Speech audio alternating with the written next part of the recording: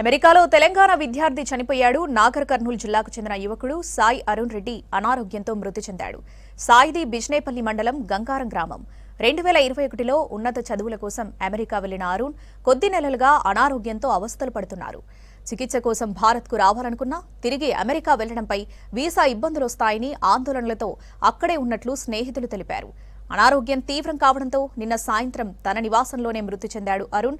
అమెరికాలోని తెలుగు స్నేహితులు చందాలు సేకరించి మృతదేహం తరలింపు ఏర్పాట్లు చేస్తున్నారు. మృతదేహం గంగారం గ్రామానికి చేరుకోవడానికి మరో 3 రోజుల సమయం పట్టే అవకాశం ఉంది.